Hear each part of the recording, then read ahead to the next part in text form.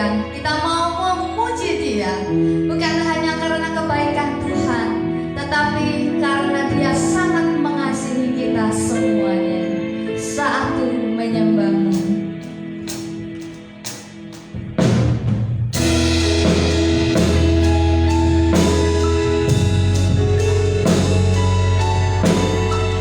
Terima kasih Yesus, terima kasih Tuhan. Roh Kudus-Mu melawat setiap kami.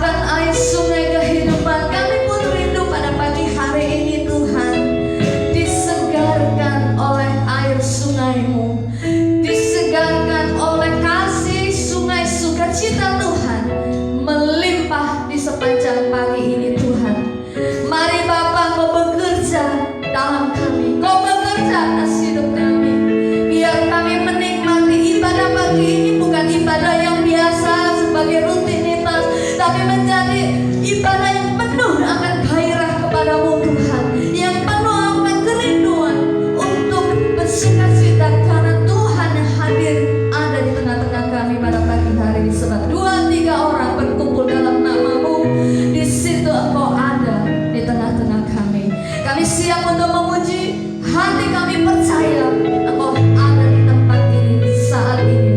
Terima kasih Tuhan. Dalam nama Tuhan Yesus yang siap memuji Tuhan, mari katakan amin. Puji nama Tuhan. Dari tempat Bapak Ibu kasih lambaian tangan ke depan, ke belakang, ke samping. Puji nama Tuhan, kita semua adalah umat Tuhan yang dicintainya. Haleluya, hatiku percaya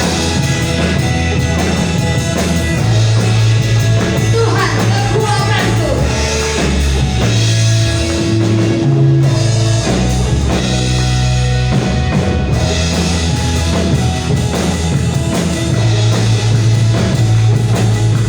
Mari sama-sama kita memuji Tuhan. Tuhan kekuatanku.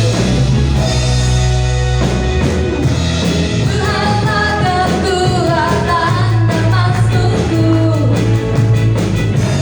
Dia gunung batu dan keselamatanku. Padamu,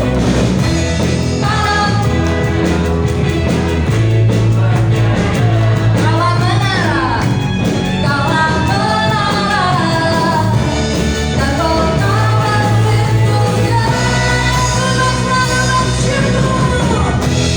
Ku selalu bersyukur, secintamu padaku takkan pernah berubah. Hatiku walaupun bintang konser, gunung-gunung merangkak, namun kasih setiamu tak pergi dariku. Haleluya, ada sukacita, sebab Tuhan kekuatanku.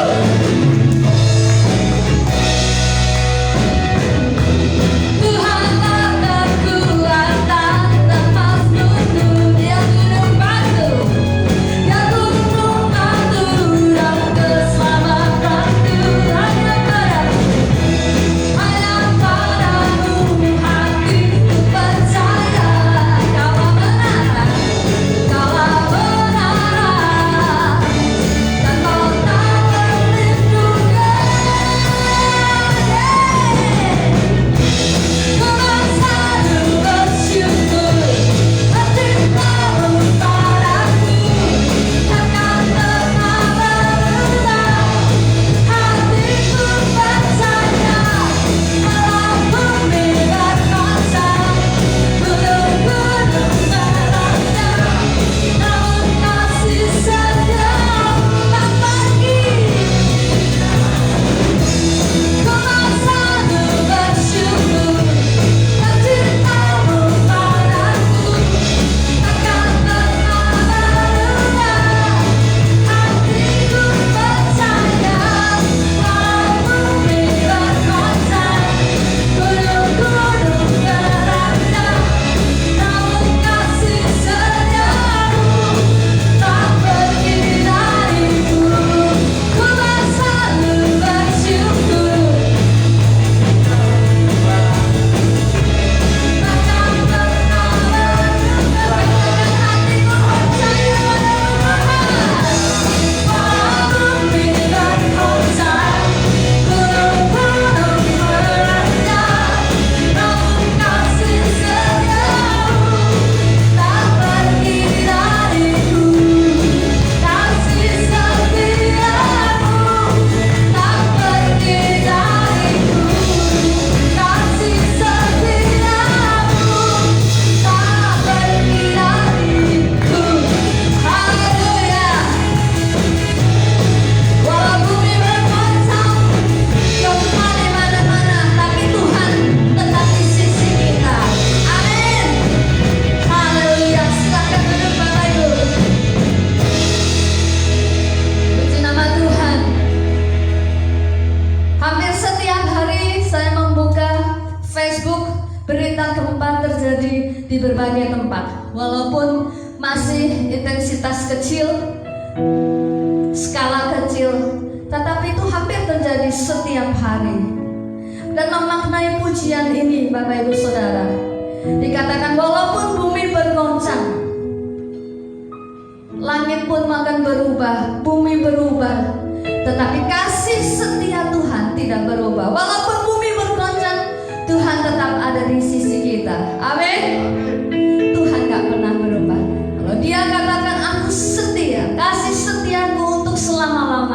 maka Tuhan akan menepati janjinya.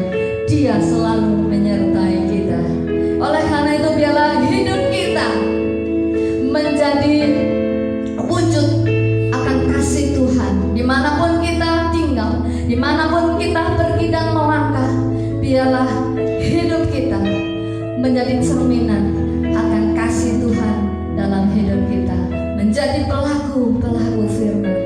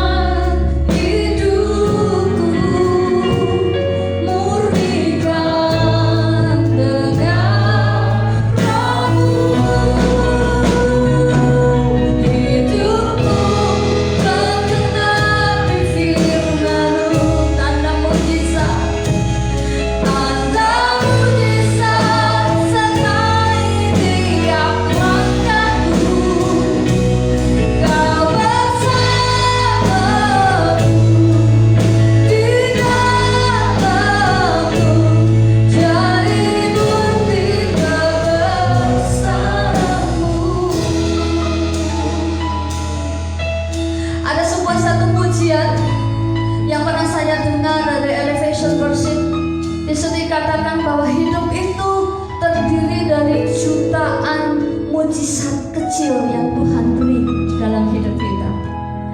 Hidup ini terdiri dari partikel-partikel kecil yang bernama mujizat. Jadi tidak ada yang namanya mujizat harus menunggu yang besar, saudara. Tapi yang sekecil apapun, berkat yang kecil apapun yang Tuhan beri setiap hari dalam hidup kita, itu pun adalah mujizat. Amin. Haleluya. Mari kita bangkit berdiri. Hidupku mengenapi firman.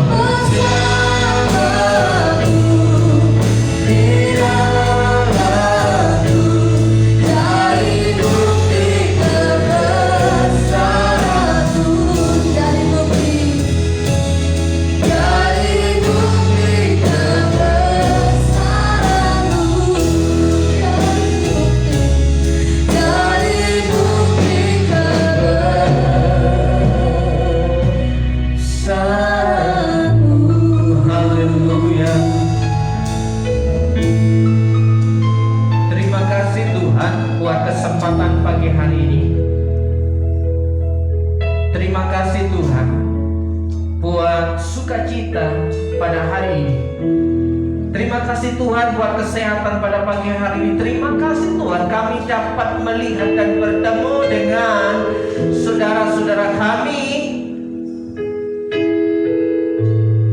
untuk datang beribadah kepada-Mu Tuhan. Tuhan, kami mau dengar-dengaran firman-Mu dan menikmati berkat firman-Mu. Kiranya Tuhan berbicara dalam setiap hati dan pikiran kami masing-masing dan hidup kami masing-masing untuk dapat mengerti dan melakukan kehendak-Mu Bapa dalam kehidupan kami. Terima kasih Tuhan, kiranya Tuhan menolong kami, kiranya Tuhan memberi kekuatan kepada kami, kiranya Tuhan memberi pencerahan kepada kami, dan kiranya Tuhan memberkati hidup kami hari ini dan hari esok. Dalam berkat nama Yesus, yang percaya katakan amin. Amin. Silakan duduk Bapak Ibu dan Saudara. Shalom. Selamat pagi. Apa kabar? Haleluya. Saudaraku yang dikasih Tuhan, pada pagi hari ini kita masih bisa menghirup udara. Itu suatu berkat yang tak terkira. Artinya kita masih hidup, saudara. Amin. Ya. Kalau hari ini kita masih bisa tersenyum, itu artinya kita boleh dikatakan sehat. Karena orang yang sedang sakit gigi tidak bisa tersenyum, saudara. Apalagi dengar suara bass, suara drum seperti itu ya. Pasti ada rasa nyut-nyut ya, nyut-nyut emosinya ya. Nah, saudaraku yang dikasih Tuhan, pagi hari ini kita akan belajar tentang satu hal, manajemen ya, mengelola ya. Mungkin kita bukan orang yang ahli dalam mengelola, tapi saya ingin mengajak saudara untuk belajar memelihara apa yang Tuhan percayakan. Amin. Nah, Bapak Ibu dan Saudara yang dikasih Tuhan, Kejadian 2 pasal yang ke-15, Tuhan Allah mengambil manusia itu dan menempatkannya dalam Taman Eden untuk mengusahakan dan memelihara taman itu. Taman Eden itu komplit, saudaraku. Komplit untuk kebutuhan Adam dan Hawa. Sudah disediakan komplit ya, apa yang menjadi kebutuhan Adam dan Hawa pada waktu itu. Jadi pada hari yang pertama sama pada hari yang kelima Tuhan katakan, Tuhan sebut bahwa semuanya itu baik.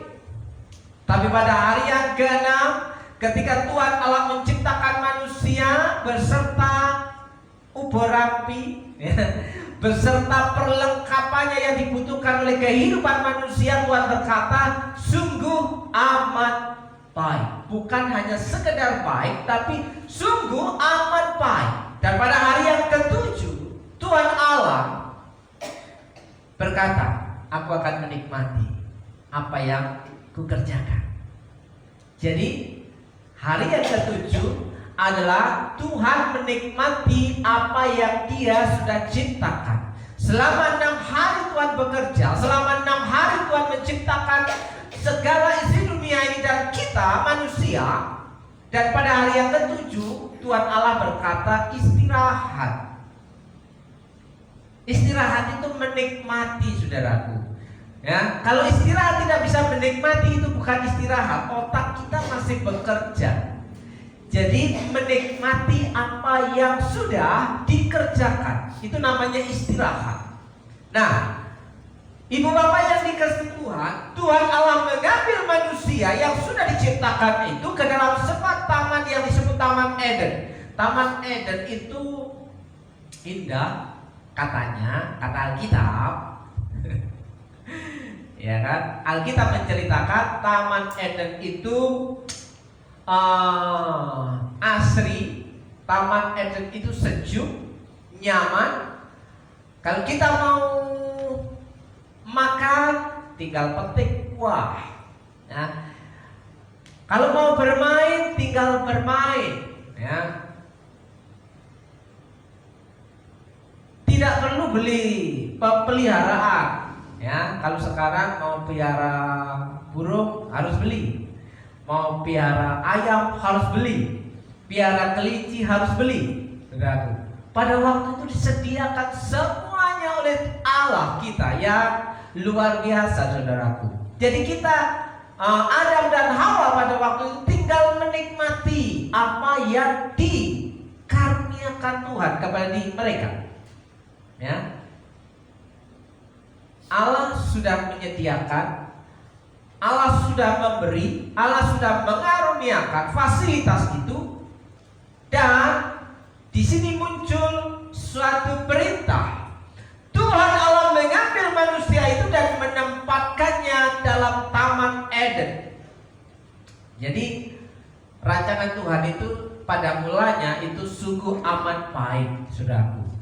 Tidak pernah mengalami kekurangan, tidak pernah mengalami sakit penyakit, tidak pernah mengalami kesedihan, tidak pernah mengalami yang namanya gundah gulana, tawar hati. Kenapa? Semuanya dicukupi oleh Tuhan, disediakan oleh Tuhan, disuplai oleh Tuhan. Makanya kita sering menyebut Allah kita itu Jehovah Jireh. Jehovah Jireh, Allah yang menyediakan. Jadi Allah yang mensuplai apa yang menjadi kebutuhan kita. Itu rancangan Tuhan untuk saudara dan saya. Tapi ada permasalahan, kenapa? Ada banyak pergumulan, masalah, kesedihan, kekurangan, kelaparan, harus sakit. Ya. Kenapa bisa terjadi seperti itu? Padahal pada awalnya Tuhan merancangkan sungguh amat baik. Pasti ada sesuatu yang membuat menjadi melenceng dari maksud semula. Nah, saudaraku yang dikasih Tuhan, perintah Tuhan untuk mengusahakan dan memelihara taman itu, saudara. Kita akan fokus ya. Kata mengusahakan dan memelihara yang saya pakai adalah kata mengelola. Jadi Taman Eden itu berkat yang diberikan, yang disediakan Tuhan, yang dikaruniakan Tuhan untuk Adam dan Hawa. Tugas Adam dan Hawa adalah mengelola. Semuanya sudah ada, ya.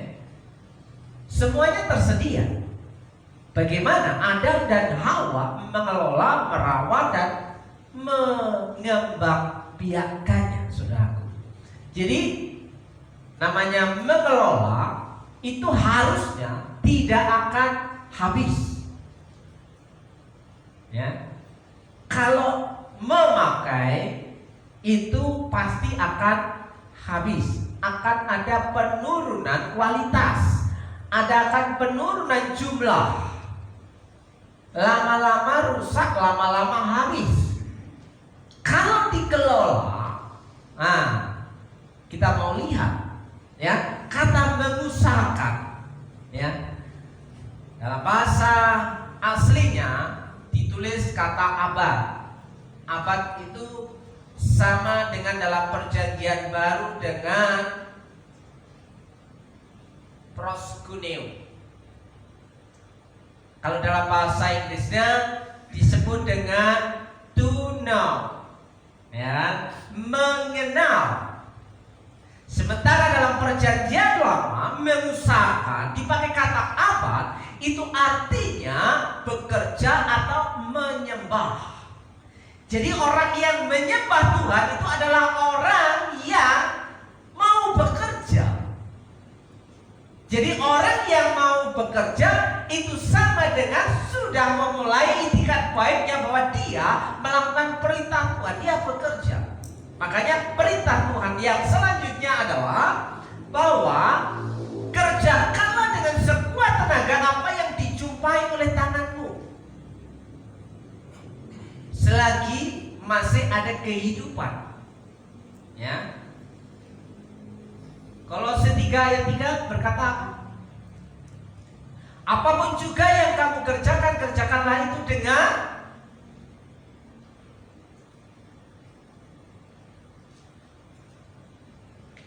di dalam nama Tuhan Yesus.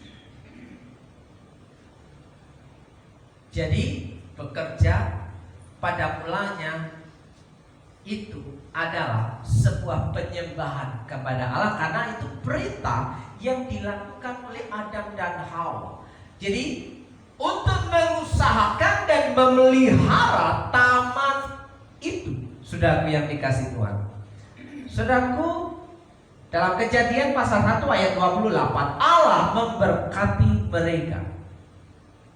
Jadi untuk bisa mengelola Adam dan Hawa itu harus diberkati dulu, baru ada yang dikelola. Saudaraku, ya, perhatikan baik-baik. Orang yang bisa mengelola karena orang yang sudah diberi kepercayaan dan diberi kasih karunia untuk menerima sesuatu. Bagaimana kita mau mengelola sementara yang dikelola tidak ada? Ya kan? Nah, ibu bapak yang dikasih Tuhan, Allah memberkati mereka, Allah memberkati Adam dan Hawa. Lalu Allah berfirman kepada mereka, beranak cuculah dan bertambah banyak. Pada mulanya tidak ada istilah mandul. Tidak ada istilah perempuan yang tidak bisa hamil. Maka cepat berkembang biak. Ya. Kenapa? Sekarang wanita tidak bisa, ada yang tidak menghasilkan keturunan karena janji Tuhan berawal dari manusia yang pertama sampai kepada Abraham, sampai pada Kristus yang Mesias itu datang, harus digenapi. Ya, makanya dari Adam sampai kepada zaman Maria yang mandul dibukakan oleh Allah supaya jalan keselamatan itu sampai. Karena nubuatan tentang Mesias harus tergenapi. Saudara, setelah Yesus lahir, Sang Mesias lahir, maka adalah kasus-kasus yang namanya kemandulan, tidak bisa menghasilkan keturunan apa-apa. Kenapa? Karena tidak mempengaruhi kedatangan Mesias. Ceritanya menurut penjelasan Alkitab begitu, saudara yang dikasih Tuhan. Ya, beranak cuculah dan bertambah banyak. Dalam bahasa Inggris dikatakan be fruitful. Ya, berbuah-buah. Bertambah banyak itu berbuah.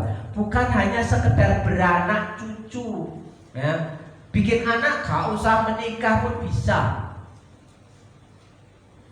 Tapi untuk hidup yang berbuah itu hampir dipastikan mengalami kendala. Kenapa?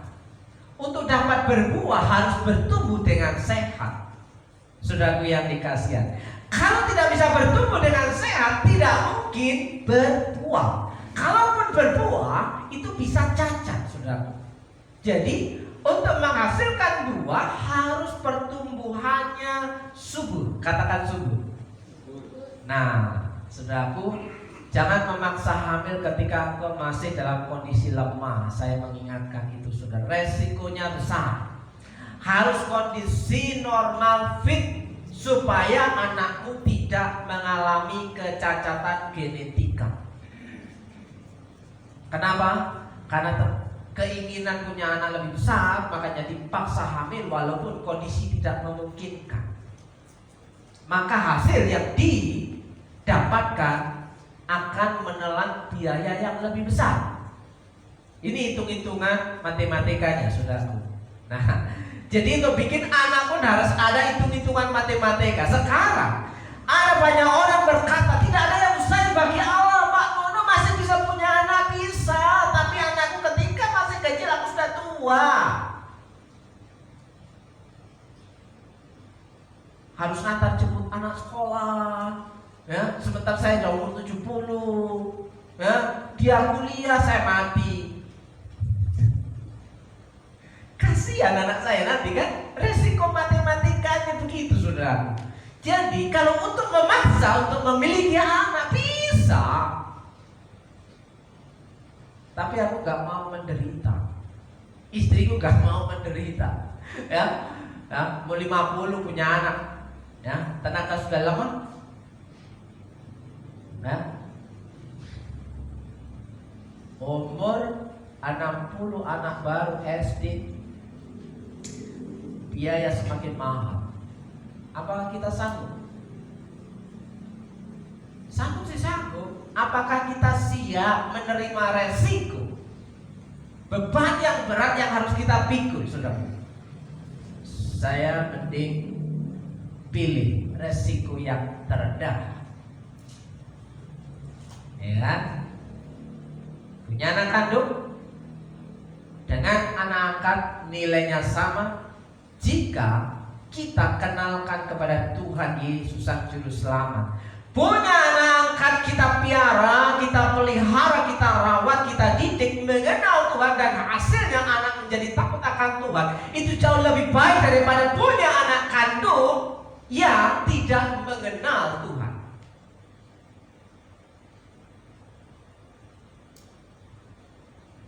Kalau gak pinter ya bikin anak kok soal pinter, ya soal tidur ya.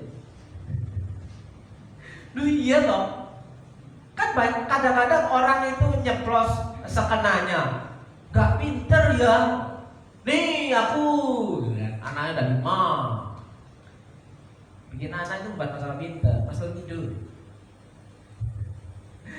Nah, ibu bapak yang dikasih Tuhan, beranak cuculah dan bertambah banyak, penuhilah bumi dan taklukkanlah. Nah, di atas ada mengusahakan memelihara, di bawah ada taklukkanlah. Terus ditambah kata berkuasalah. Ya. Kita dapat memelihara kalau kita dapat menguasai. Kita dapat memelihara dan mengusahakan kalau kita dapat menaklukkannya, saudara. Kita dapat bekerja dengan sungguh-sungguh dan sukacita kalau kita bisa menaklukkan rasa malas kita. Amin. Kata enggan kita, ya kan? Kalau kita lagi bete, ya kalau perusahaannya sendiri bete ya pelesiran. Tapi kalau perusahaan orang bete mau pelesiran, SP1. Maaf bos, saya lagi bete, saya gak masuk kerja, izin ya. Bisa? Anda bisa.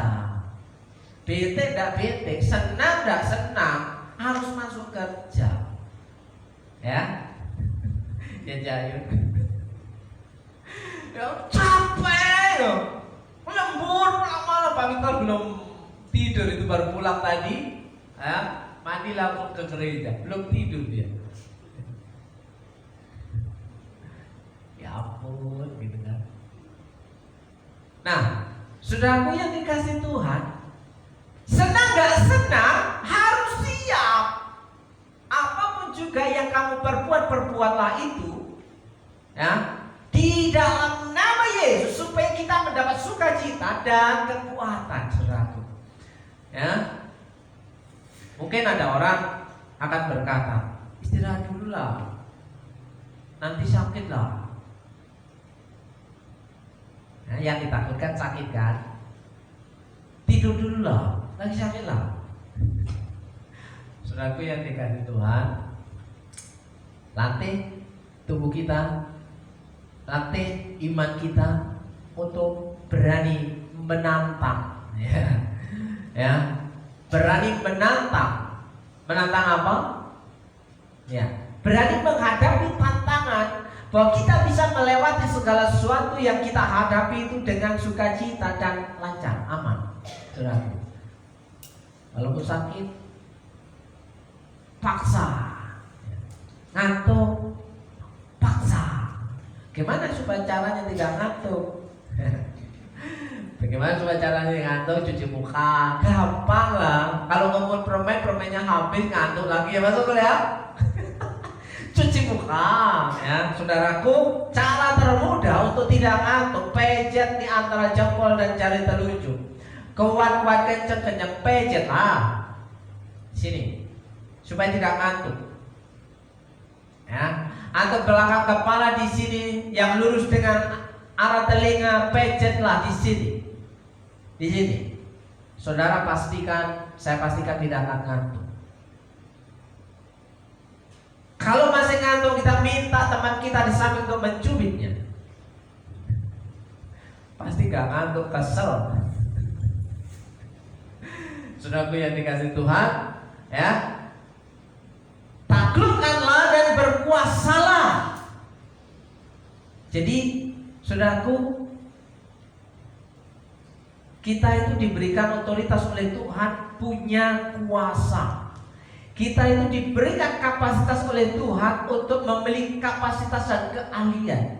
Makanya Tuhan memberikan talenta minimal 1, saudaraku. 1 itu harus dikelola, jangan disimpan dan dipendam. Seperti contoh dalam perumpamaan yang diberikan oleh Tuhan Yesus. Cuma satu itu artinya begini. Jualan koran lah. Udah lah, untungnya paling 1.000. Saudaraku, 1.000 itu udah gede. Jual batu baterai kecil berapa untungnya? Kalau harganya 2.500 baterai yang murahan dijual 2.500, mungkin nggak untung 2.000? Ya nggak mungkin, masa modalnya cuma 1.000.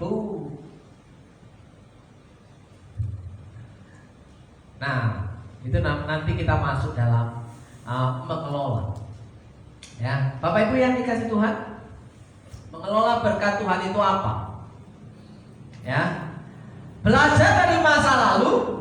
Nah, ini motivator hebat ini, saudara. Ya, Pak Haryanto Kandani. Selain seorang motivator, dia seorang konsultan, dia juga kadang melayani di sebuah gereja di Jakarta, gereja besar.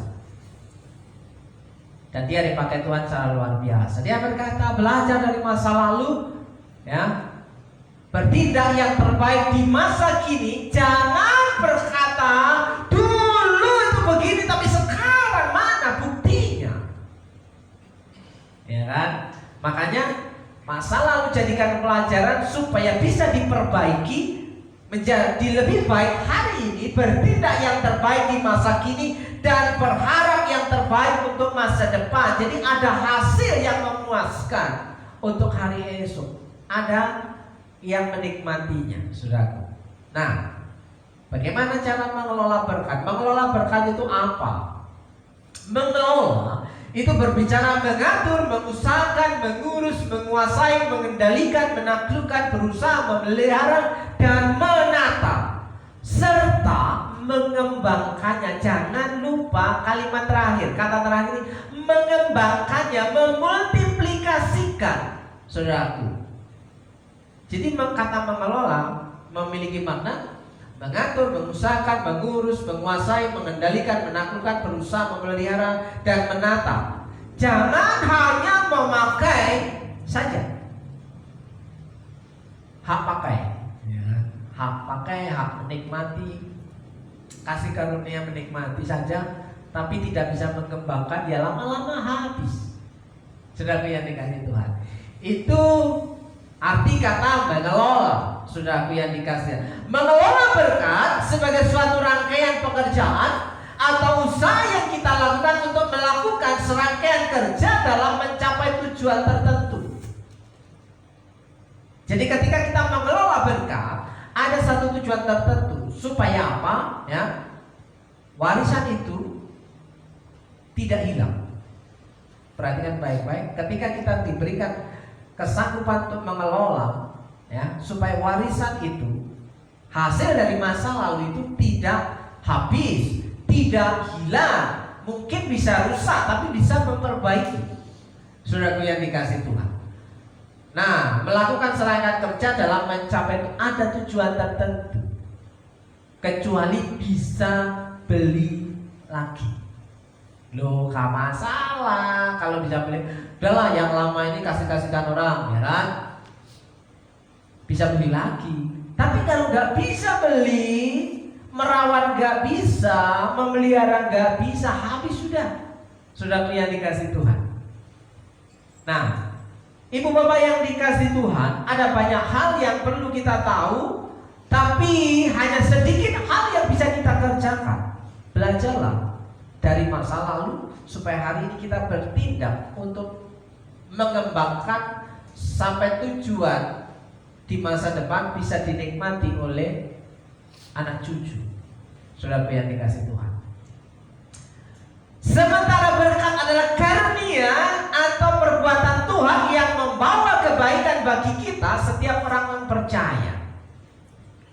Berkat itu grace, kasih karunia, bukan hanya sekedar basic, ya, kekayaan dan kesejahteraan. Tapi ketika seseorang mendapatkan grace, mendapatkan kasih karunia, kekayaan itu mengikutinya. Bukan seharus menjadi seorang yang kaya raya, tapi ketika mendapatkan grace, kasih karunia, orang bisa mengelola berkat Tuhan, sehingga berkat Tuhan itu tidak akan pernah habis. Makanya berkat Tuhan selalu baru setiap pagi, setiap hari. Bahkan berkat yang tidak lazim itu dapat diperintahkan Tuhan mendatangi hidup saudara. Berkat yang tidak lazim itu berkat yang tidak terduga, berkat yang tidak disangka-sangka, berkat yang tidak menjadi jerih lelah kita. Itu berkat yang tidak lazim, saudaraku yang dikasih Tuhan. Kita nggak kerja, nggak mengeluarkan uang bisa makan enak. Kalau harus mengeluarkan uang, kita harus kerja dulu untuk mendapatkan uang untuk bisa beli makanan. Itu berkat yang tidak lazim. Kalau berkat yang lazim, ya kerja, dapat gaji, setelah dapat gaji, dapat uang, ya kita bisa beli makanan, itu biasa. Itu berkat biasa. Karena apa? Orang yang bekerja patut mendapatkan upah. Jadi orang yang bekerja sudah pasti ada upahnya. Saudaraku yang dikasih Tuhan. Nah, ini karunia atau perbuatan Tuhan yang membawa kebaikan. Jadi berkat Tuhan tujuannya untuk membawa kebaikan dalam kehidupan kita, saudara yang dikasih Tuhan. Berkaitan dengan kebahagiaan dan kesejahteraan. Orang yang mendapatkan grace, berkat kasih karunia itu, dia pasti bahagia. Bukan hanya ku berbahagia. Melihat orang lain senang, kita susah, ya. Menjadi tidak bahagia. Makanya kenapa bisa begitu? Nanti kita lihat. Jadi berkat itu membawa kebaikan dalam kehidupan kita, berkaitan bahwa kita mengalami hidup yang damai sejahtera, bisa mengalami sukacita, ada bahagia dan sejahtera. Sejahtera itu makmur. Makmur itu bukan berarti kaya raya. Makmur itu cukup, serba berkecukupan. Mau makan apa saja bisa, mau pergi kemana saja bisa, menginginkan sesuatu bisa. Itu namanya makmur. Coba saudaraku yang dikasih Tuhan, bukankah Tuhan itu rancangannya sungguh amat baik, ya? Tapi kenapa kita tidak bisa menggenapi rancangan Tuhan yang pertama ketika manusia Adam dan Hawa ditempatkan Taman Eden semuanya dicukupi? Kenapa hari ini kita bisa mengalami kekurangan? Kenapa kita tidak bisa bahagia? Kenapa kita tidak sejahtera? Kenapa kita tidak sukacita? Adam dan Hawa pada mulanya bergaul karib dengan Allah. Kemana-mana di situ ada Allah. Kalau ada apa-apa, ya Tuhan, ngobrol lah kita. Nah, sudah yang dikasih tuh berkat yang sesungguhnya jika dipandang dari segi Alkitab adalah segala sesuatu yang Allah beri maupun yang Allah izinkan terjadi dalam kehidupan orang percaya. Yang Allah beri maupun apa yang sedang terjadi dalam kehidupan kita itu adalah berkat. Suka maupun duka, kelimpahan atau kekurangan, semuanya adalah berkat Tuhan. Itu konsep globalnya. Mau sakit juga berkat. Kenapa? Bisa memanggil nama Tuhan. Tuhan Yesus, tolong ya. Ya biar berkat. Ya.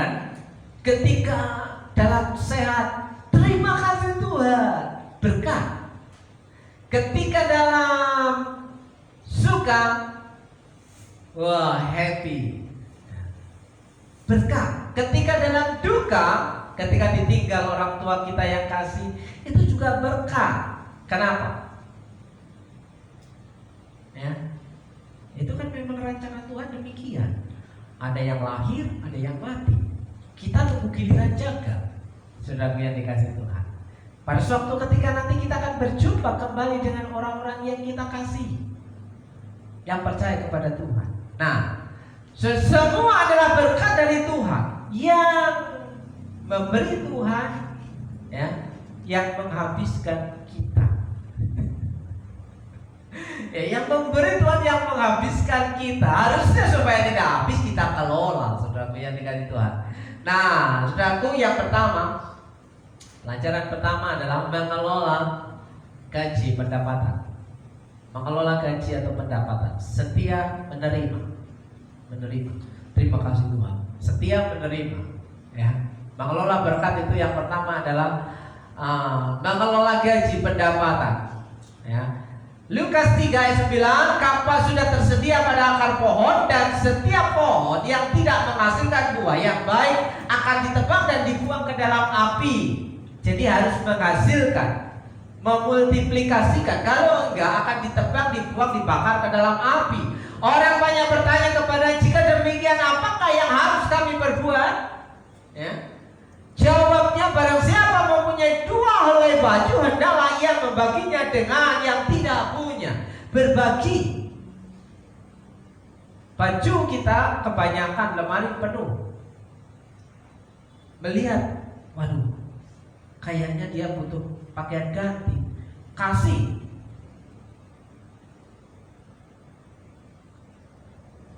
Nah. Dan barang siapa mempunyai makanan, hendaklah ia berbuat juga dengan, waduh, temanku gak bisa makan, kasih makan.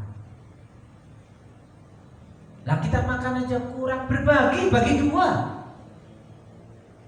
supaya sama-sama hidup. Loh iya, jangan kita hidup dia mati, ya. Kita yang menderita juga, saudaraku. Kenapa? Kita harus berjerih lelah untuk mengurusnya.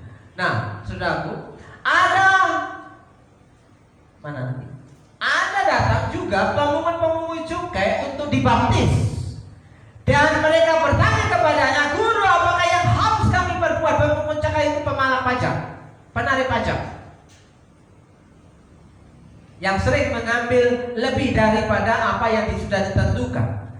Supaya itu tidak terjadi, nah, ada kong kali kong antara pembayar pajak dan pemungut cukai. Ya, aku bayar sekian ya, ya. Hanya sedikit perusahaan yang melakukan pembukuan tunggal. Banyak perusahaan yang melakukan pembukuan ganda. Tapi melakukan persembahan ke gereja. Dia pikir dia akan selamat. Tapi bagaimana kalau saya bekerja pada situasi dan perusahaan yang seperti itu? Tetaplah bekerja sebelum engkau mampu untuk melakukan pekerjaan yang lain. Karena dosa itu ditanggung oleh bos. Jadi tenanglah. Tapi kalau hati nurani mengganggu dan kita sudah siapkan untuk langkah selanjutnya, lebih baik sudah lakukan pilihan yang kedua. Keluarlah dan bekerjalah mandiri. Engkau tidak akan terikat dengan dosa pimpinan kita. Nah, itu soal pajak. Guru, apakah yang harus kami perbuat? Jawabnya, jangan menagih lebih banyak daripada apa yang telah ditentukan bagimu.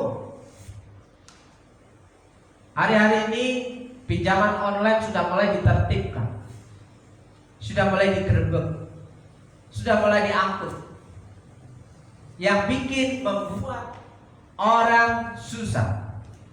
Ya, katanya tertolong sih. Tapi kalau pinjam 20 juta jadi 250 juta, membunuh. Kenapa? Sudah dipermalukan, sudah dipaksa, ya, diintimidasi. Jangan pernah pinjam online, karena itu beranak pinak, beranak cuculah dan bertambah banyak. Hati-hatilah, semuanya akan memotong leher kita. Lebih baik berpuasa daripada harus pinjaman online. Setiap hari HP saudara akan di SMS. Hanya membutuhkan BPKB, saudara akan dapat cairan dana yang cepat. Hanya butuh waktu 5 menit. Jangan karena 5 menit dapat duit, senang. Tapi ingatlah, bunganya berkali-kali lipat. Saudara, saya hanya mengingatkan saudara, ya. Wah, selamat, nomor Anda mendapatkan hadiah 175 juta. Jangan terlalu gembira, karena itu jebakan. Ya. Nah, saudaraku, janganlah menagih lebih banyak daripada yang telah ditentukan bagimu. Ayat 14, dan prajurit-prajurit bertanya juga kepadanya, dan kami apakah yang harus kami perbuat? Ini prajurit mewakili karyawan. Ya, kita yang kerja sama orang, kita yang kerja sama perusahaan. Ya, apa yang harus kami perbuat? Jawab Yohanes kepada mereka, jangan merampas dan jangan memeras, dan cukupkanlah dirimu dengan gajimu. Cukupkanlah dirimu dengan gajimu. Setia menerima gaji, ya, sebanding lurus dengan keahlian. Gaji sebanding lurus dengan tanggung jawab. Tanggung jawabnya kecil, gajinya kecil. Tanggung jawab besar, gajinya besar. Tapi ada kalau tanggung jawab besar, gajinya kecil, itu orang pokrok belas. Ya, resiko besar, tanggung jawab besar, gajinya kecil. Wah, itu yang perlu dikomunikasikan. Kalau tidak siap menerima, lebih baik kerja yang lain. Nah, saudaraku yang dikasih Tuhan, jangan merampas, jangan memeras, cukuplah dirimu dengan gaji. Setia menerima, mengelola gaji pendapatan. Pertanyaannya, lalu saya nggak punya gaji, bagaimana saya bisa mengelola pendapatan? Bagaimana saya bisa mengelola? Bagaimana kami bisa hidup? Bagaimana kami bisa makan? Bagaimana bisa membiayai anak-anak sekolah? Sudah tahu nggak punya gaji, bikin anak melulu. Mana saya? Ketika dikasih tahu, jangan bikin anak. Lah, anak kan berkat Tuhan. Iya, berkat Tuhan. Tapi yang sengsara ya derita lo. Ketika punya anak, ketika sekolah gak bisa menyekolahkan, ketika anak sudah mulai kebutuhan banyak mengeluh. Lo dulu yang berdoa, Tuhan beri aku anak, siapa? Ketika dikasih anak rewel. Sudah yang repot memang musuh manusia itu. Ya, ketika berdoa dijawab Tuhan masih mengeluh. Ya, ketika gak dijawab mengeluh. Ya kan? Setia menerima. Menerima yang mana? Yang merah, biru, hijau, merah lagi, coklat, abu-abu, kuning. Saudaraku, yang sering di kantong ya yang ini, Patimura. Nah, saudaraku, sebelum mengelola 1M, belajarlah mengelola 100 juta. Saya 1M itu nolnya berapa ya Mas Unggul ya? Pak Steven, 1M nolnya berapa ya? Nah, 9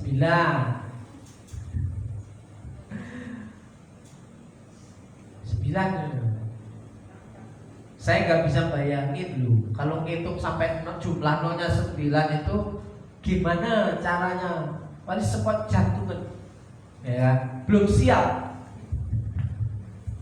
ya. Sebelum mengelola 1M belajarlah mengelola 100 juta. Sebelum mengelola 100 juta belajarlah mengelola 10 juta. Kalau saudara dikasih uang 10 juta langsung diapakan? B, kalau dikasih 10 juta diapakan B? Penuh toko itu ya, belanja langsung penuh, lumayan suntikan modal, kan? Jangan gini, dikasih 10 juta, HP ku harus ganti nih. Ada yang begitu, dikasih bantuan dari pemerintah, ya Pak Temen ya, kasih uang, yang bukan kebutuhan pokoknya bagaimana mengelola berkatnya, tapi apa? Wih, HP ku butuh ganti nih, sudah jadul. Waduh, harus beli celana, harus beli baju nih. Padahal baju yang di lemari masih banyak. Tadinya untuk beli beras, terus lauk. Giliran uangnya habis, berasnya nggak ada. Langsung komplain lagi. Gimana cuma uang bantuan segitu, mana cukup 300.000 sebulan. Lah kok dibelikan baju, bukan dibelikan beras. Dikasih beras pun dijual. Fakta demikian. Dijual beli forum, ya. Orang yang dapat bantuan beras malah berasnya dijual, diganti dengan barang yang lain. Kan tujuannya untuk beli beras dan lauk pauk, bukan untuk beli baju. Nah itu karena tidak setia menerima dan tidak setia mengelola. Belum bisa dipercayakan berkat yang besar. Ya, sebelum mengelola 10 juta belajarlah mengelola 1 juta. Saudaraku, saya mungkin kalau di sini masih bisa, tapi kalau mungkin ke angka 100, saya sudah mulai arogan kayaknya. Tutup belum tak beli lagi. Wah, gitu kan? Kenapa? Merasa punya uang bisa melakukan segalanya. Mulai sombong, ya kan? Nah, tapi ketika masih di sini, sebelum mengelola 10 juta belajar mengelola, dimulai dari bawah. Sebelum bisa mengelola 1 juta belajarlah mengelola 100.000. Ketika kita punya uang 100.000 untuk apa? Habis seketika. Bagaimana cara mengelolanya? Kita akan dapat berkat rezeki sesuai kemampuan kita mengelola uang. Tidak mungkin kita dikasih 100 juta kalau 10 juta kita tak bisa mengelolanya. Habis begitu saja. Saudaraku pinjam uang kurs 25 juta hanya habis untuk beli HP, ya, beli motor. Setelah itu makan utang lagi. Itu belum siap diberkati. Ya. Nah, yang kedua, mengelola berkat dan mengembangkannya. Perhatikan baik-baik Bapak Ibu Saudara, Matius 25 ayat 23, maka kata tuannya itu kepadanya, baik sekali perbuatanmu itu, hai hambaku yang setia, yang baik dan setia. Jadi untuk mengelola dibutuhkan orang baik dan setia. Engkau telah setia memikul tanggung jawab dalam perkara yang kecil. Jadi mau dikasih perkara, dikasih beban itu masih mau, saudara. Kenapa? Dia setia dengan perkara kecil. Nah, aku akan memberikan kepadamu tanggung jawab yang dalam perkara yang besar. Ketika di awal, tanggung jawab besar, upahnya besar. Tanggung jawab kecil, upahnya kecil. Jangan pernah bermimpi jika tanggung jawab kita itu kecil mengharapkan upah yang besar. Jangan pernah bermimpi.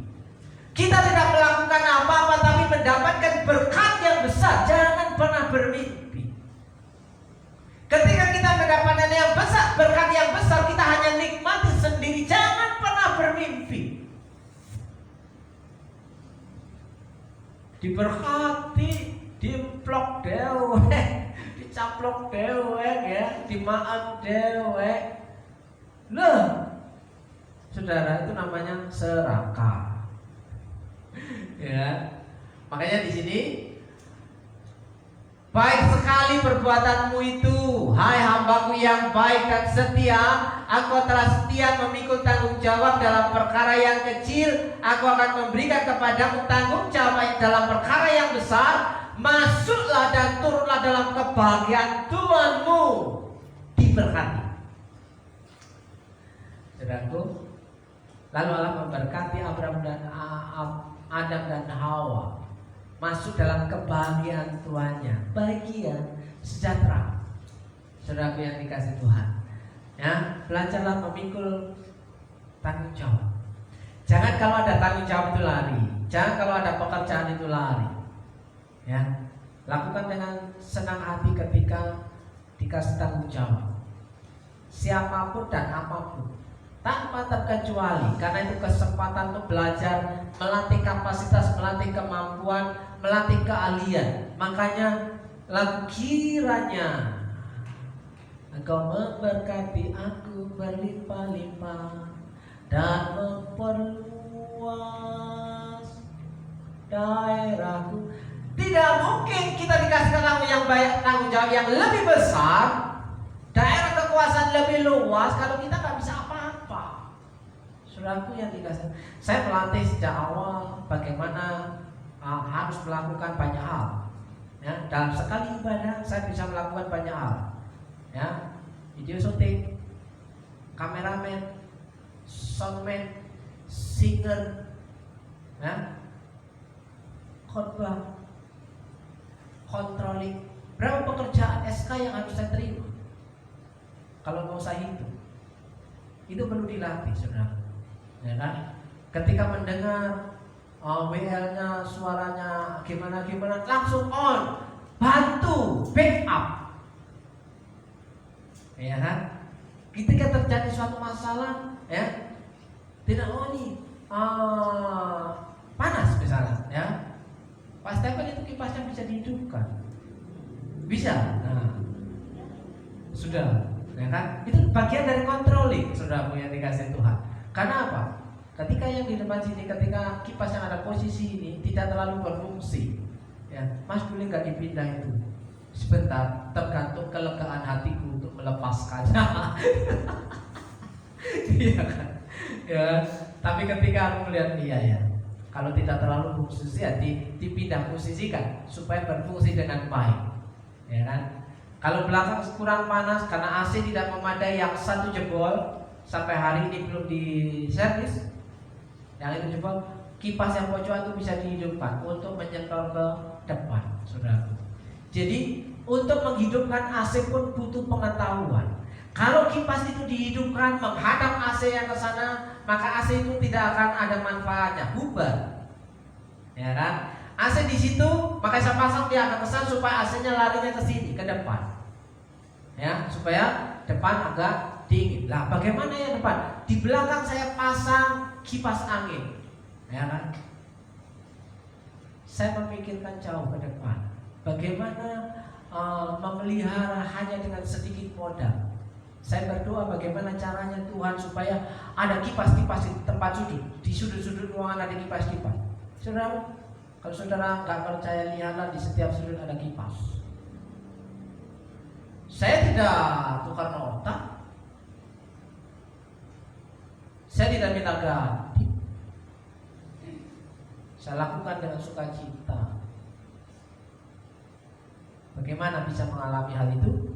Saudaraku harus mengasah kapasitas, ya. Selama Pak Giato sama Om Selamat masih ada, saya akan cari rongsokan. Iya, karena bisa memperbaiki dengan cepat, ya. Rongsok, ya. Hampir semua rongsok, mimbar rongsok. Sudah dimakan nonor semua. Itu saya tutup dengan triplek. Bukan chat, nudron. Setia mengelola dan mengembangkan supaya bisa masuk dan turun dalam kebahagiaan Tuhan. Sudah lihat dikasih Tuhan. Ya, oke. Barang siapa setia dalam perkara kecil, ia setia juga dalam perkara besar. Dan barang siapa tidak benar dalam perkara kecil, ia tidak benar juga dalam perkara besar. Orang yang dapat dipercayakan dalam perkara yang kecil, dia akan siap dipromosikan untuk mengalami tanggung jawab yang besar. Karena apa? Kapasitasnya sudah memadai. Ya kan? Nah, video syuting pun harus punya kapasitas dan keahlian. Bagaimana menguasai HP, sudah yang dikasih Tuhan. Bagaimana memainkan kamera, ya kan? Bagaimana mengambil angle yang pas, itu pun dibutuhkan keahlian. Itu perlu dilatih. Jangan langsung, harusnya beli handicap, saudara, kemahalan. Mau yang HP murah aja nggak bisa memanfaatkan dengan baik, apalagi dibelikan handicap yang harganya 5 juta ke atas. Saudara, kalau yang murah ya gambarnya silakan aja. Handicapnya 1,5 juta, yang kecil itu gambarnya ya jelek. Bisa dipercayakan perkara yang kecil. Setia dalam perkara yang kecil, sedang yang dikasih Tuhan. Ini dikasih baju lengan panjang. Saya bilang, kalau lengan panjang kamu kelihatan pendek, potong. Ya memang faktanya ini saya pendek. Saya tidak akan menyangkal hal itu. Buktinya dia pendek. Bagaimana supaya kelihatan tinggi? Ya, lengan baju yang panjang, potong. Wah, tinggi kelihatannya saudara, tapi faktanya memang pendek. Itu fashionable namanya. Ya, mengelola penampilan. Ya, Mi? Mami juga pendek. Oke, yang terakhir, Bapak Ibu dan Saudara yang dikasihi Tuhan. Yang pertama apa? Mengelola pendapatan, mengelola penerimaan, mengelola gaji kita. Ya, saudaraku, kayak punya gaji aja saya ini ya. Ngomong tentang harus mengelola gaji, ya kan? Saudaraku, kalau nggak ada gaji, apa yang bisa kita kelola? Berkat yang kita terima itu yang kita kelola. Berkat yang kita terima berapapun jumlahnya itu yang harus kita kelola. Kenapa? Ya karena hidup kami tidak ada gaji. Ya. Hidup gembala, pendeta Pentakosta tergantung dengan kotak yang ada di belakang. Kalau hari ini dibuka, ya bisa cukup untuk makan 1 minggu, puji Tuhan. Kalau nggak bisa, bagaimana mengelola yang ada? Dan curhat, ini dan curhat. Saya bilang, saya kasih contoh. Kalau kita nggak punya gaji, misalnya, contoh nih,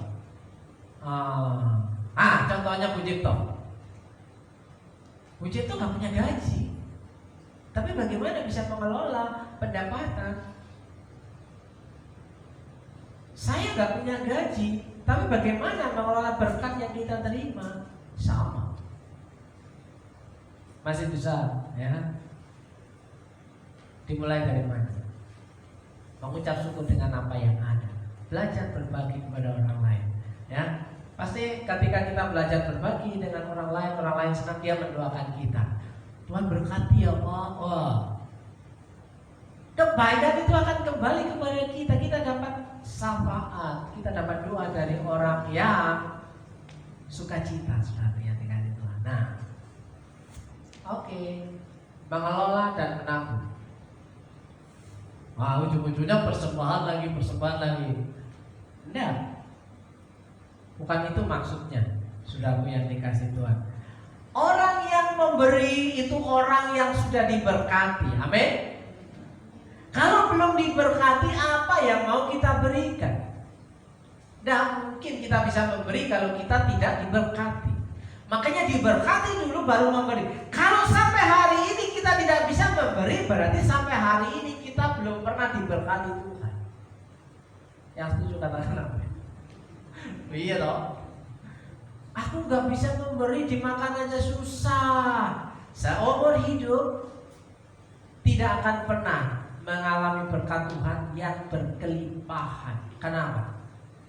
Memungkiri berkat Tuhan yang Tuhan sudah kasih selama setiap hari, setiap minggu, setiap bulan, setiap tahun, tapi masih berkata gak cukup untuk berbagi.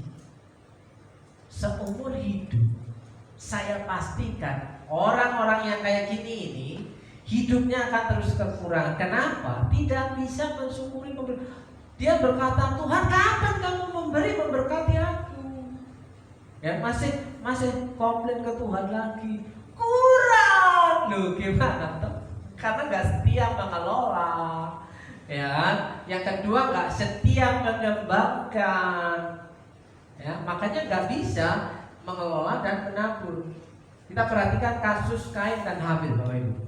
Ya, Kejadian pasal 4 ayat 3 dan sampai 5. Setelah beberapa waktu lamanya, maka Kain mempersembahkan sebagian. Perhatikan kata mempersembahkan sebagian. Mempersembahkan ya, persembahan ya, tapi kualitasnya sebagian. Kata sebagian itu punya makna yang lain, ya.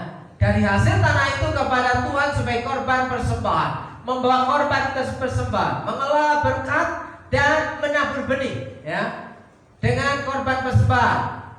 Ya, Habil juga mempersembahkan, sama-sama persembahan. Tapi kenapa yang diberkati, yang diterima kok cuma Habil? Korban persembahan dari anak sulung kambing dombanya, yakni lemak-lemaknya, maka Tuhan mengindahkan Habil dan korban persembahannya itu. Tetapi Kain dan korban persembahan tidak diindahkannya. Sama-sama persembahan, sama-sama menabur benih, sama-sama memberi, tapi yang diterima Tuhan hanya benih taburan Habil. Kenapa?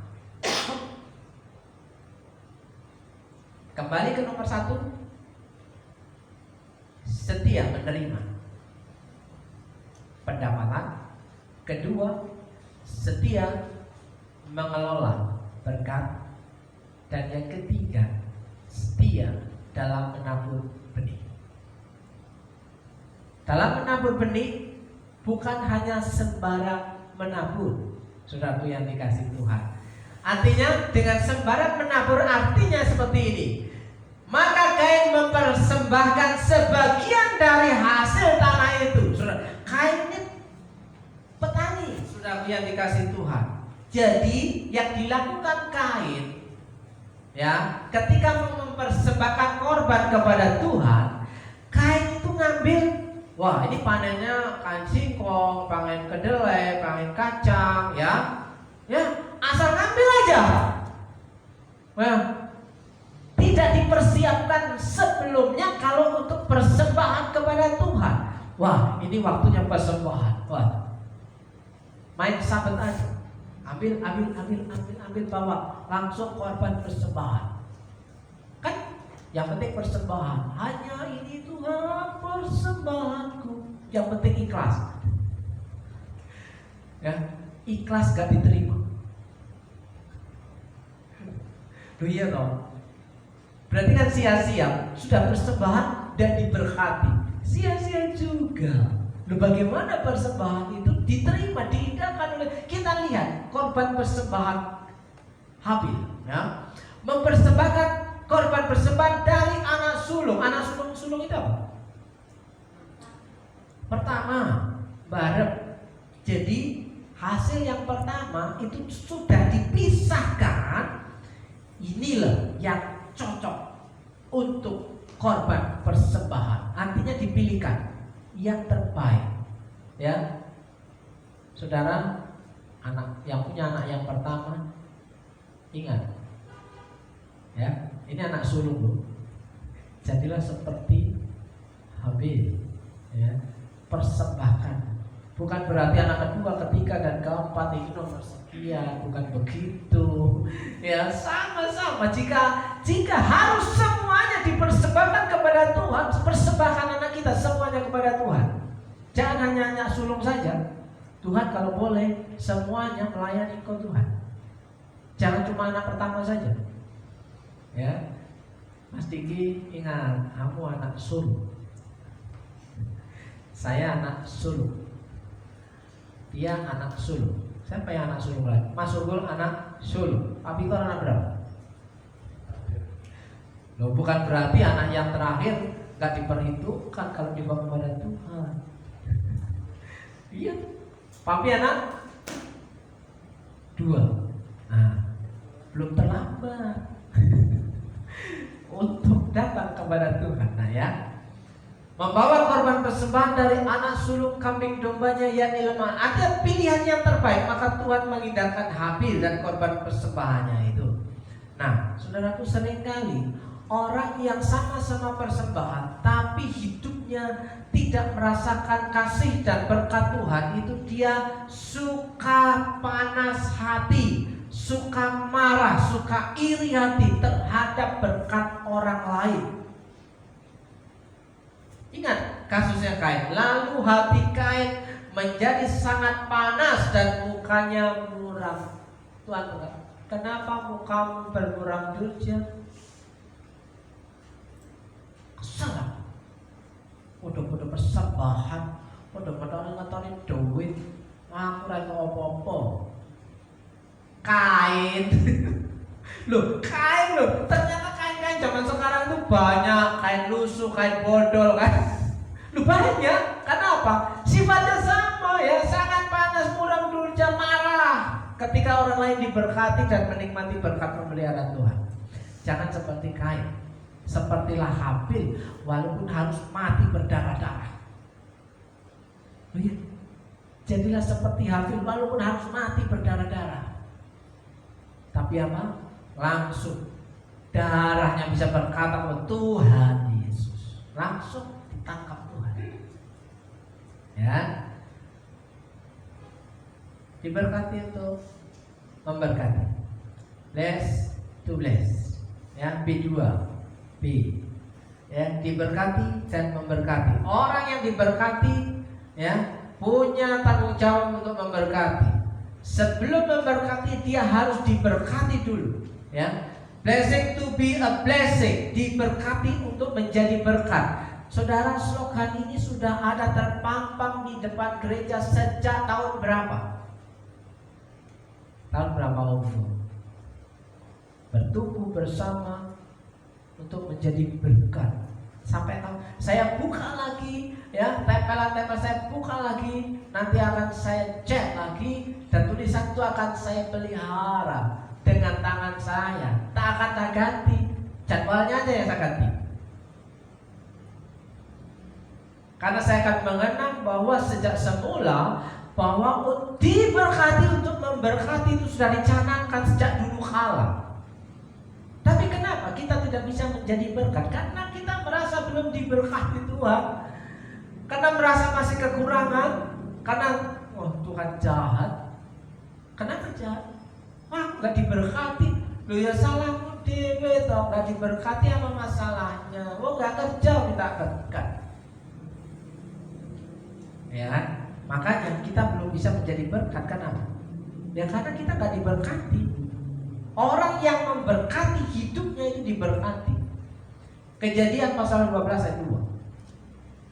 Allah berkata kepada Abraham, aku akan membuat engkau menjadi bangsa yang besar, dibuat dulu besar, dan memberkati engkau serta membuat namamu masuk, dibuat masuk, dan engkau akan menjadi berkat. Diberkati dulu dan baru mau bisa memberkati. Saudaraku, saya modal dekut. Tapi saya berdoa kepada Tuhan, Kalau bisa saya bisa memberkati banyak orang dengan dengkul saya. Karena aku bukan anak orang kaya. Karena saya bukan orang kaya. Pengennya sih kaya. Ya masuk gue pengennya sih kaya, tapi gak kaya-kaya. Tapi saya tetap meminta kepada Tuhan, kalau boleh hidup saya bisa berbagi dengan orang lain. Hidup saya bisa dinikmati oleh orang lain, sehingga diberkati untuk memberkati ini berlaku untuk saya dan pasangan saya, bukan pasangan orang lain. Ya kan? Artinya pasangan saya juga harus setuju apa yang saya inginkan, diberkati Tuhan dan untuk jadi berkat. Ketika dapat berkat, saya bilang keluarkan. Dia nggak bisa bantah. Kenapa? Tujuannya apa? Memberkati. Ya sudah, habis uang gak masalah. Kalau kerja dapat lagi, ya. Kalau meminta dapat lagi, ya. Nanti kan gak ada uang tunai, boro-boro uang tunai, uang cash play, apa? Uang apa yang biasa? Uang taktis.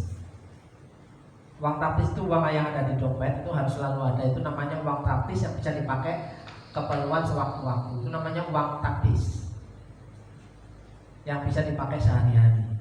Lah kalau uang taktisnya aja nggak ada, Tuhan, aku mau memberkati orang lain, nggak bisa. Kenapa? Dompetku kosong. Ya udah, nih aku modalin. Akhirnya bisa memberkati orang lain, ya kan? Seneng kan?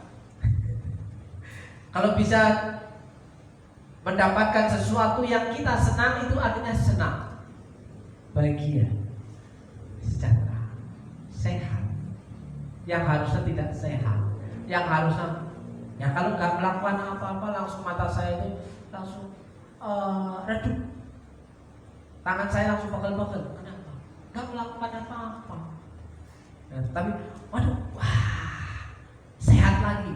Jadi passionnya harus ada pekerjaan supaya bisa sehat jasmani dan sehat rohani, sehat dompetnya, sehat hatinya. Amin. Ya, Mas Tepan kan kalau sehat badannya tapi kantongnya nggak sehat, tetap loro hati, kelongso. Waduh, kerja seharian nggak boleh. Oke, diberkati dulu baru bisa jadi berkat. Kalau kita sampai hari belum bisa jadi berkat, berarti sampai hari ini kita belum diberkati. Logika dari pemberian berkatnya adalah bahwa sang penerima berkat yakni Abraham sebelum menjadi berkat harus terlebih dahulu mengalami berkat dari Allah. Harus, saya katakan harus mengalami berkat Tuhan baru bisa menjadi berkat. Bagaimana bisa memberkati? Kembali ke atas, setiap mengelola, setiap mengembangkan. Jadi ada sisa 12 bakul untuk bisa kasih makan 5.000 orang. Nah, bila ia tidak mengalami berkat Allah, maka ia tidak dapat memberkati orang lain. Ya. Semakin ia diberkati Allah, semakin pula ia memberkati orang lain. Mengalir terus, mengalir terus. Ya. Kalau nggak mengalir, ya, seberapa jadi orang kaya sih kita kalau kita nggak bisa mengalirkan berkat itu? Misalnya, yang mau dibagikan, mau berbagi dengan orang lain, masuk korban dalam syukur, kita cut. Lihat saldo, nggak nambah-nambah juga. Harusnya sudah bertumbuh-tumbuh itu saldo rekening kita. Kalau cut, jadi berkat dari orang lain tidak ada. Harusnya saldo rekening kita itu sudah nominalnya ada 0,9. Tapi kok nggak ada, 0,6 aja nggak ada. Baru 0 berapa? 0,2. 0,2 itu begicot. Oke. Semakin ia tidak diberkati Allah, semakin ia juga tidak akan pernah menjadi berkat buat orang lain. Kalau kita tidak berkati Allah, kita nggak mungkin jadi berkat buat orang lain. Apakah kita mau jadi berkat bagi orang lain? Apakah kita mau jadi berkat bagi orang lain? Mintalah hidup kita diberkati Tuhan. Dan jangan cut untuk orang lain. Ya. Kalau mungkin langsung besar kita berat, latihan dari yang kecil-kecil. Ya kan? Latihan dari yang kecil-kecil. Kita belajar, oh ternyata ketika kita memberkati orang lain, hati kita senang dan puas ya, jadi sehat ya. Terus semangat kerja ya untuk lagi kasihkan. Itu latihan memberkati. Saudara yang dikasih Tuhan. Orang yang memberkati hidupnya pasti diberkati. Sekali lagi, orang yang dapat memberkati orang lain hidupnya pasti diberkati Tuhan. Amin. Karena tidak mungkin dia bisa memberkati orang lain kalau hidupnya tidak diberkati. Kiranya Tuhan memberkati saudara dan saya hari ini dan hari esok. Mari kita berdoa. Terima kasih Tuhan buat kesempatan siang hari ini. Kami belajar tentang bagaimana menghargai dan mengelola berkat yang Tuhan karuniakan dalam kehidupan kami. Dan hari ini kami percaya bahwa Engkau Allah yang sanggup, Allah yang sanggup memberkati, Allah yang sanggup menolong, Allah yang sanggup mengadakan segala perkara, Allah yang sanggup mengadakan mukjizat, pertolongan-pertolongan yang ajaib. Tuhan nyatakan. Terima kasih Tuhan, berkati umat-Mu yang setia beribadah. Dalam berkat nama Yesus, yang siap menerima berkat dan kasih karunia Tuhan, katakan amin. Shalom, Tuhan memberkati. Puji Tuhan, pada akhirnya kita telah diberkati dengan berkat firman Tuhan, dan waktunya kita akan memberikan berkat untuk pekerjaan Tuhan di tempat ini.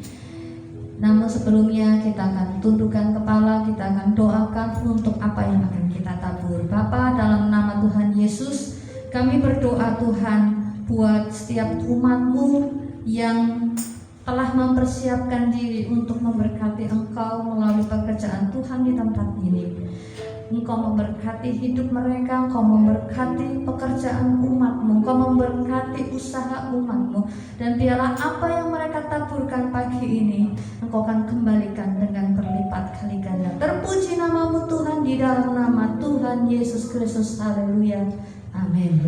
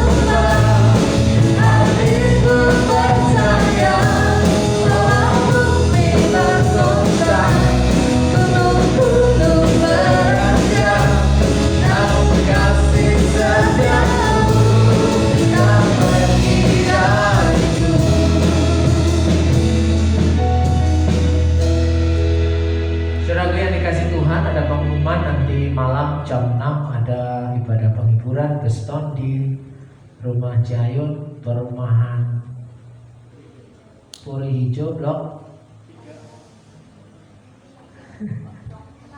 Ya, nanti bisa tanya sendiri ke Jayun ya, yang belum tahu. Saudara yang dikasih Tuhan, saya menjemput kami di saudara untuk bangkit berdiri. Kita akan pulang.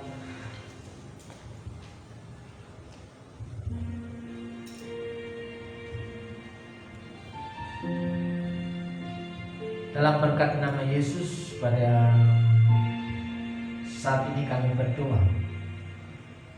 untuk umat Tuhan yang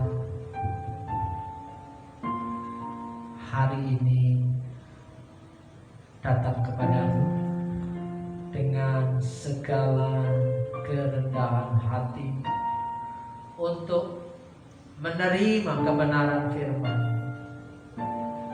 Kiranya Tuhan memberkati umatmu hari ini. Kiranya Tuhan mencukupkan, memberikan pertolongan. Kiranya Tuhan memberikan jalan keluar. Pertolongan-pertolongan Tuhan yang ajaib dinyatakan. Mukjizat itu terjadi dan terjadi begitu saja. Jika hari ini belum terjadi, saya percaya besok Tuhan bisa lakukan. Dalam nama Yesus. Jika Tuhan mau hari ini terjadi, mengalami percepatan buat setiap umatmu, Tuhan nyatakan dengan segera dalam berkat nama Yesus. Mari kita pulang dengan hati yang bersyukur kepada Tuhan. Mari kita menandakan tangan kita, mengangkat tangan kita tanda menyerah, mengangkat tangan kita tanda menerima dengan setia bahwa Tuhan sanggup menolong kehidupan kita.